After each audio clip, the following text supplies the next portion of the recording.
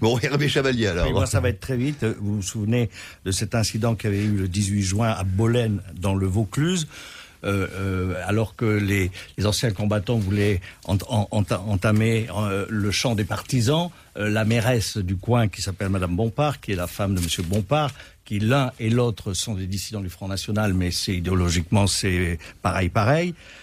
Bon, j'ai dit, quand j'ai entendu ça, je dis c'est indécent, quoi. Et puis il se trouve que j'ai vu un reportage sur France 3 il y a quelques jours, et j'ai entendu un truc qui m'a dit, mais oui, bien sûr. C'est un mec qui s'appelle Monsieur Viard. Il est un ancien combattant, 85 ans. Je vais aller vite, très oui. Et il dit, voilà, il dit, vous savez, moi, je suis un ancien. Je sais comment le fascisme est arrivé en Allemagne par la voie légale. Hitler s'est fait élire et après, il a fait ce qu'il a voulu. Eh bien, monsieur et madame Bompard sont des élus et nous avons 2 élus Front National à l'Assemblée nationale. Donc voilà, il faut être vigilant. Elisabeth Lévy. C'est très intéressant parce que moi, en fait, je sais pas pourquoi cette histoire ressort maintenant. Moi, je l'avais déjà vue. C'est une citation de Stéphane Hessel, donc le plus jeune d'entre nous, le mec merveilleux, etc.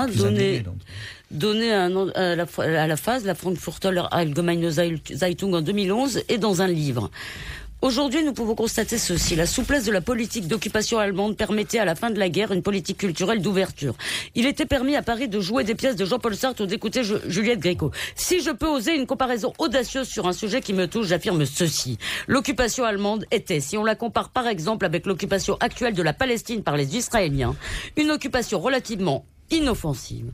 Abstraction faite d'éléments d'exception comme les incarcérations, les internements et les exécutions, ainsi que le vol d'œuvres d'art. Vous remarquerez que la déportation n'en faisait pas Jean-Paul partie. Sartre avait dit la même chose. Un mot de Tombouctou, Yvan Le Foll. Oui, c'est Stéphane Hessel, quand Jean-Marie Le Pen dit ça. Elisabeth. Moi, je suis confondu par l'impuissance de la communauté internationale sur ce qui se passe à Tombouctou, où vous avez aujourd'hui une poignée d'islamistes, dont j'ai entendu dire qu'ils n'étaient pas 1000, qui sont en train de mettre à sac cette ville, de casser les mausolées, d'araser le passé au nom de la pureté de l'islam, et je trouve cela absolument scandaleux.